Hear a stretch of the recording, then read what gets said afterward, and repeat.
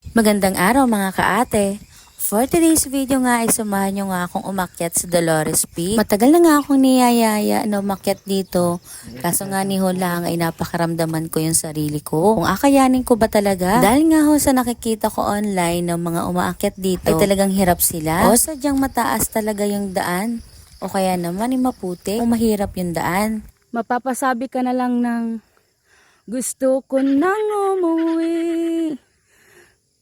Gusto ko nang umuwi. Kapagod ay. Huy!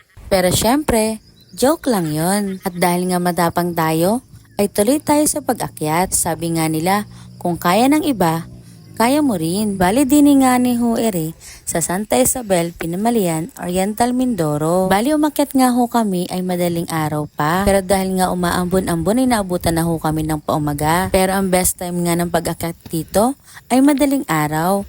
Para naman ho yung pagputok ng araw ay kitang-kita na ho sa tuktok at tipong maabutan mo yung magandang sunrise. Tapos mapapaganda mo pa yung pagkuha ng litrato o ng video. At ayun na nga ho, naandinin na nga ho kami sa tuktok kung saan makikita ang Dolores Peak na pagmamayari ng Pamilya Olivar kung hindi ho ako nagkakamali. At masasabi ko nga hong achievement para sa akin, para sa kagaya ko hong may asthma. Bali kasama ko nga ho din si Ate Laika at saka ho si Coco. Ay talaga namang pagod na pagod ang aming bebe Coco. Sabi ng adalhan na laang ay, huy. At habang naandini nga sa tuktok ay sinulit na ang pagpipicture at pagbibideo.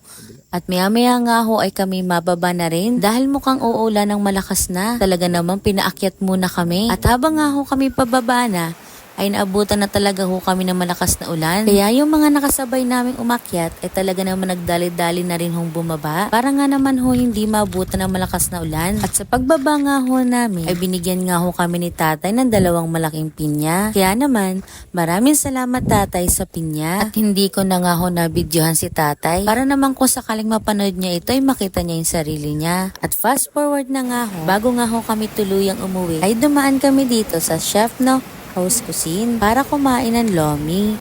Bali napanood nga ho namin ito sa Team Pototoy. Kaya naman, for the go ang mga person dahil umuulan na. Ay siya mga kaate, dumaan na din kayo dito dahil napaka-solid ng lomi. Yun lang for today's video.